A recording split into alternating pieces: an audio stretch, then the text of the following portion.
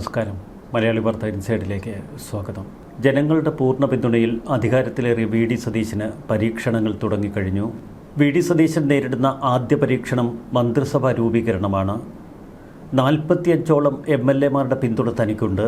അതുകൊണ്ട് തന്നെ തനിക്ക് 8 മന്ത്രിസ്ഥാനം വേണമെന്ന് KC ആവശ്യപ്പെട്ടു കഴിഞ്ഞു. മറുവശത്ത് സീനിയറായ രമേശ് ചെന്നിത്തല മന്ത്രിസഭയിലേക്കില്ല എന്ന നിലപാടെടുത്തു. മറുവശത്ത് തൻ്റെ MLA സ്ഥാനം രാജിവെക്കുന്നു എന്ന് രാഹുൽ ഗാന്ധിയെ രമേശ് അറിയിച്ചുവെന്നാണ് വാർത്തകൾ. ഏറെ സീനിയറായ രമേശ് ചെന്നിത്തല മന്ത്രിസഭയിലെത്തിയാൽ അദ്ദേഹത്തിന് ആഭ്യന്തര വകുപ്പ് തന്നെ നൽകേണ്ടി വരും. എന്നാൽ ആഭ്യന്തര വകുപ്പിനും കടുപ്പിടുത്തം പിടിക്കുകയാണ് KC വേണുഗോപാൽ. രമേശ് മന്ത്രിസഭയിലേക്കില്ലെങ്കിൽ എങ്ങനെ രമേശിനെ അനുനയിപ്പിക്കും എന്ന ചോദ്യം ഹൈക്കമാൻഡിന് മുന്നിൽ ബാക്കി. നേരത്തെ മേഖലാടിസ്ഥാനത്തിൽ AICC വൈസ് പ്രസിഡന്റുമാരെ നിയോഗിക്കാൻ ഹൈക്കമാൻഡ് തീരുമാനമെടുത്തിരുന്നു. അതനുസരിച്ച് ദക്ഷിണേന്ത്യയുടെ ചുമതലയുള്ള AICC വൈസ് പ്രസിഡന്റായി രമേശിനെ തെരഞ്ഞെടുക്കുമോ? സംഘടനാപരമായ ഉത്തരവാദിത്തങ്ങളിലേക്കാണ് രമേശ് ചെന്നിത്തലയെ നിയോഗിക്കുന്നതെങ്കിൽ ഇത്തരമൊരു പോസ്റ്റ് രമേശിന് നൽകും. എന്നാൽ സതീശനെ സംബന്ധിച്ച് രമേശ് ചെന്നിത്തല മന്ത്രിസഭയിലുള്ളതാണ് കൂടുതൽ സുരക്ഷ. KC വേണുഗോപാൽ ഇപ്പോഴും കളത്തിന് പുറത്തു നിൽക്കുന്നു. KCക്കൊപ്പമുള്ള MLA-മാർ ഇപ്പോഴും KCക്ക് പൂർണ്ണ പിന്തുണയാണ് നൽകുന്നത്. MLA-മാരിൽ വലിയ ഭൂരിപക്ഷമുള്ള KC വേണുഗോപാലിൻ്റെ താൽപ്പര്യം മന്ത്രിമാരെ തെരഞ്ഞെടുക്കുന്നതിൽ കണക്കിലെടുക്കേണ്ടി വന്നാൽ അത് സതീശൻ്റെ അധികാരം ദുർബലപ്പെടുത്തും. പിന്നെ സതീശന് അധികാരം പ്രയോഗിക്കാൻ കൂടുതൽ കഴിയുക ഘടകകക്ഷി മന്ത്രിമാരെ ഉപയോഗിച്ചാവും. 8 മന്ത്രിമാരെയും മുന്തിയ വകുപ്പുകളുമാണ് KC വേണുഗോപാൽ ആവശ്യപ്പെടുന്നത്. KC ക്യാമ്പ് ഒറ്റക്കെട്ടായി നിൽക്കുന്നു. KC ക്യാമ്പിൻ്റെ മുൻനിരയിൽ തിരുവഞ്ചൂർ രാധാകൃഷ്ണൻ അടക്കമുള്ള മുതിർന്ന നേതാക്കൾ. 5 MLA-മാർക്ക് ഒരു മന്ത്രി എന്ന സൂത്രവാക്യമാണ് KC ഉയർത്തുന്നത്. ഇതനുസരിച്ച് 43 MLA-മാരുടെ പിന്തുണയുള്ള തനിക്ക് 8 മന്ത്രിസ്ഥാനം വേണമെന്ന് KC തറപ്പിച്ചു പറഞ്ഞു. മന്ത്രിസഭയുടെ കടിഞ്ഞാൻ KCയിലേക്ക് എത്തിയാൽ താൻ വെറുമൊരു പാവ മുഖ്യമന്ത്രി മാത്രമാകുമെന്ന് സതീശൻ തിരിച്ചറിയുന്നു. മുഖ്യമന്ത്രിക്ക് വിശ്വാസമുള്ള ഒരു മന്ത്രിസഭ രൂപീകരിക്കാൻ കഴിഞ്ഞില്ല എങ്കിൽ തുടക്കം മുതൽ അസ്വസ്ഥതകൾ പുകയും. ആഭ്യന്തരം പോലെ മർമ്മപ്രധാനമായ വകുപ്പ് വിട്ടുകൊടുക്കാൻ സതീശന് യാതൊരുവിധ താൽപ്പര്യവുമില്ല. അതുകൊണ്ട് തന്നെ ഹൈക്കമാൻഡിനെ പങ്കെടുപ്പിച്ച് മന്ത്രിസഭ വികസനം നടത്തുമെന്നാണ് സതീശൻ പറയുന്നത്. സണ്ണി ജോസഫ് മന്ത്രിസഭയിൽ ചേരുമെന്നതിൽ സംശയമില്ല. എന്നാൽ സണ്ണി ജോസഫിന് പകരം തൻ്റെ നോമിനികളെ തിരികെ കയറ്റാൻ KC ശ്രമിക്കുന്നു. KCയുടെ മനസ്സിലിരിക്കുന്നത് ഷാഫി പറമ്പിലും ബെന്നി ബെഹനാൻ്റെയും പേരുകൾ. പാർട്ടിയെ ഒന്നിപ്പിച്ചു കൊണ്ടുപോകണം. മറുവശത്ത് മുഖ്യമന്ത്രിയും KPCC പ്രസിഡന്റും ഒരു സമവായത്തിലൂടെ നീങ്ങണം. രമേശ് ചെന്നിത്തല മന്ത്രിസഭയിലെത്തിയില്ല എങ്കിൽ അദ്ദേഹത്തിൻ്റെ കൂടി താൽപ്പര്യം കണക്കിലെടുക്കണം. ചുരുക്കത്തിൽ വലിയ ഉത്തരവാദിത്തങ്ങളാണ് KPCC അധ്യക്ഷനുള്ളത്. ഭരണം കിട്ടിയ സ്ഥിതിക്ക് ഒരു മുഴുവൻ സമയ KPCC അധ്യക്ഷനെ വേണമെന്ന ആവശ്യം ഇപ്പോൾ കോൺഗ്രസ് പ്രവർത്തകർക്കിടയിൽ ശക്തമാണ്. MP-മാരും MLA-മാരുമൊക്കെ KPCC അധ്യക്ഷന്മാരായാൽ പാർട്ട് ടൈം ജോലിയെ നടക്കൂ. പാർട്ട് ടൈം അധ്യക്ഷന്മാരെയല്ല ഇനി പാർട്ടിക്ക് വേണ്ടത്. മുഴുവൻ സമയം പാർട്ടിക്ക് വേണ്ടി പ്രവർത്തിക്കുന്ന KPCC അധ്യക്ഷനെ, ഒപ്പം സതീശനുമായി ചേർന്ന് പോകുന്ന വ്യക്തിയെ. KC വേണുഗോപാലിന് 8 മന്ത്രിസ്ഥാനം നൽകണമെന്ന വാശി ഒരു വശത്ത്. മറുവശത്ത് രമേശ് ചെന്നിത്തല ഗ്രൂപ്പിനെ സംതൃപ്തിപ്പെടുത്തണമെങ്കിൽ രമേശിന് പുറമെ മറ്റ് 2 പേർക്കെങ്കിലും മന്ത്രിസ്ഥാനം നൽകേണ്ടി വരും. ചുരുക്കത്തിൽ തൻ്റെ കൂടെയുള്ള ഒരാൾക്കോ 2 ആൾക്കോ മന്ത്രിസ്ഥാനം നൽകാൻ മാത്രമേ ഇപ്പോഴത്തെ അവസ്ഥയിൽ സതീശന് കഴിയൂ. കോൺഗ്രസിൽ VD സതീശൻ ശൈലിക്ക് മറ്റൊരു മുൻഗാമിയില്ല. മുൻപ് കരുണാകരനും പിന്നീട് ഉമ്മൻചാണ്ടിയും AK ആന്റണിയും അനുവർത്തിച്ച ശൈലിയല്ല VD സതീശൻ പിന്തുടരുന്നത്. അഹങ്കാരി, കർക്കശക്കാരൻ, ആരുടെയും വരുതിയിൽ ഒതുങ്ങാത്തവൻ തുടങ്ങിയ വിശേഷണങ്ങളൊക്കെ എതിരാളികൾ VD സതീശന് മേൽ ചാർത്തിക്കൊടുത്തു. എന്നാൽ ഇതൊക്കെ അവരറിയാതെ തന്നെ സതീശന് വാഴ്ത്തുപാട്ടായി മാറി. ജനം സതീശനിൽ ഒരു ആത്മവിശ്വാസമുള്ള നേതാവിനെ കണ്ടെത്തി. കരുണാകരൻ എന്ന വൻമരത്തിൻ്റെ തണലിലാണ് രമേശ് ചെന്നിത്തലയും KC വേണുഗോപാലുമൊക്കെ വളർന്നു കയറിയത്. അവർക്കൊപ്പം ജൂനിയറായി വളർന്നു വന്ന VD സതീശൻ അന്നു മുതൽ ആവർത്തിക്കുന്ന ഒരു വാക്കുണ്ട്: താൻ ഒറ്റയ്ക്ക് പടവെട്ടി വന്നവനാണ്. കോൺഗ്രസ് പാർട്ടിയിൽ ഗ്രൂപ്പ് സമവാക്യങ്ങൾ ശക്തമായിരുന്ന കാലഘട്ടത്തിലാണ് VD സതീശൻ പ്രതിപക്ഷ നേതൃസ്ഥാനത്തെത്തുന്നത്. എന്നാൽ ഗ്രൂപ്പിനപ്പുറം പാർട്ടിയാണ് തൻ്റെ ജീവശ്വാസമെന്ന് സതീശൻ പ്രഖ്യാപിച്ചു. ഒടുവിൽ മുഖ്യമന്ത്രി കസേരയിലേക്ക് നടന്നെടുക്കുമ്പോൾ സതീശനൊപ്പം MLA-മാരുടെ എണ്ണം കുറവ്. പ്രതിപക്ഷ നേതാവായതിനു ശേഷം വീടിയെടുത്ത കടുത്ത നിലപാടുകളാണ് അദ്ദേഹത്തെ ലീഗിനും മറ്റ് ഘടക കക്ഷികൾക്കും സ്വീകാര്യനാക്കിയത്.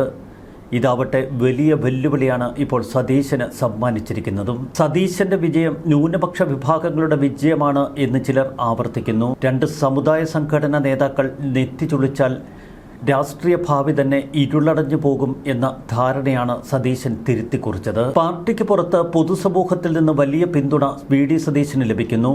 എന്നാൽ പാർട്ടി നേതാക്കളുടെ പിന്തുണ തീരെ കുറവാണ് വി.ഡി. സതീശന്. വി.എസിനെ അന്ന് വലിയ കടിഞ്ഞാണിട്ട് പാർട്ടി നിയന്ത്രിച്ചതുപോലെ സതീശനെ നിർത്തുമോ എന്ന് കണ്ടറിയണം. ഏത് ലക്ഷ്മണരേഖ വരച്ചാലും അത് ചാടിക്കടക്കുന്നവനാണ് വി.ഡി. സതീശൻ. 63 അംഗ കോൺഗ്രസ് നിയമസഭാ കക്ഷിയിൽ 43 അംഗങ്ങളും കെ.സി. വേണുഗോപാലിനെ പിന്തുണയ്ക്കുന്നു. സതീശനും രമേശ് ചെന്നിത്തലയ്ക്കും ഉള്ളത് ഒറ്റയക്ക എം.എൽ.എമാർ. വ്യക്തിബന്ധം വളർത്തിയും ഭരണ നടപടികളുടെ മികവ് കൊണ്ടും ഈ അക്കങ്ങൾ കൂട്ടിയെടുക്കാൻ സതീശന് കഴിയുമോ എന്ന ചോദ്യം ചിലർ ഉയർത്തുന്നു. ഭരണം മുന്നോട്ട് കൊണ്ടുപോകാൻ അദ്ദേഹത്തിന് ചില വിശ്വസ്തരെ കണ്ടെത്തേണ്ടി വരാം. തൻ്റെ പക്കലുള്ള എം.എൽ.എമാരുടെ എണ്ണം ഉയർത്തിയെടുക്കേണ്ടിയും വരാം. ചിലപ്പോൾ അത് ഒരു കൂട്ടായ്മയായി രൂപപ്പെടാം. ഓരോരുത്തരും ആർക്കൊപ്പം ചേർന്നു നിൽക്കുന്നു എന്ന നിലയിൽ ഇപ്പോൾ ഓരോ എം.എൽ.എമാരും മാർക്ക് ചെയ്യപ്പെട്ടിരിക്കുന്നു. ഇത് വലിയ മുറിവാണ് പാർട്ടിയിൽ തീർത്തിരിക്കുന്നത്. മൂന്നായി മുറിഞ്ഞ പാർട്ടിയെ ഒന്നായി ചേർക്കാൻ വി.ഡി. സതീശന്റെ തന്ത്രങ്ങൾക്ക് കഴിയുമോ? എന്നാൽ ഇവിടെ ശ്രദ്ധേയമായ ഒരു ചോദ്യം ബാക്കിയാണ്. 5 വർഷം പ്രതിപക്ഷ നേതാവായി ഒരുമിച്ച് പോരാടിയിട്ടും എന്തുകൊണ്ട് സ്വന്തം ആളുകൾ തന്നെ സതീശനെ പിന്തുണയ്ക്കുന്നില്ല? വി.ഡി. സതീശനെ സംബന്ധിച്ച് ആത്മപരിശോധനയ്ക്കുള്ള ഒരു സമയമാണിത്. എന്തുകൊണ്ട് സ്വന്തം എം.എൽ.എമാരുടെ പിന്തുണ ഉറപ്പിക്കാൻ സതീശന് കഴിഞ്ഞില്ല? ഘടകകക്ഷികളുടെ പിന്തുണ കൂടുതൽ അപകടകരമാണ്. തങ്ങൾ സൃഷ്ടിച്ച മുഖ്യമന്ത്രി എന്ന അഹങ്കാരം ഇപ്പോൾ ഘടകകക്ഷികളുടെ ചോരയിലുണ്ട്. പ്രതിപക്ഷ നേതാവായിരുന്നപ്പോൾ സതീശൻ പ്രഖ്യാപിച്ച ഒട്ടനവധി കാര്യങ്ങളുണ്ട്. അതിനോടൊക്കെ നീതി പുലർത്തുകയാവും ഇനി ഭരണരംഗത്തെ വലിയ തലവേദന. സാമുദായിക സംഘടനകളോടും വർഗീയതയോടും പുലർത്തിയ കർക്കശ നിലപാട് ഭരണതലത്തിൽ വെള്ളം ചേർക്കേണ്ടി വരും സതീശന്. കാരണം മറുവശത്ത് സ്വന്തം പാർട്ടിയിൽ തന്നെ നിലയുറപ്പിച്ചവർ അത്രയേറെ ശക്തരാണ്. 2011 അന്ന് ഉമ്മൻചാണ്ടി സർക്കാരിൽ മന്ത്രിസ്ഥാനം ലഭിക്കാതെ വന്ന വി.ഡി. സതീശൻ മാധ്യമങ്ങൾക്ക് നൽകിയ അഭിമുഖത്തിൽ പറഞ്ഞു, ഞാൻ ഒറ്റയ്ക്കാണ്, എന്നും ഒറ്റയ്ക്കാണ്. പാർട്ടിയിൽ ഒറ്റയ്ക്കായാലും തന്നെ വിശ്വസിക്കുന്ന ഒരുപാട് പേർ ഒപ്പമുണ്ട് എന്ന വിശ്വാസമാണ് സതീശനിൽ എപ്പോഴും. അതുകൊണ്ട് തന്നെയാണ് കോൺഗ്രസ് എന്ന ആൾക്കൂട്ട പാർട്ടിയെ തനിക്കൊപ്പം നിർത്തി സതീശൻ ഒറ്റയ്ക്ക് പടവെട്ടി കയറിയതും. ഒരു ജനതയുടെ പ്രതീക്ഷയാണ് സതീശൻ എന്ന വാക്കിലിപ്പോൾ ഒളിഞ്ഞിരിക്കുന്നത്.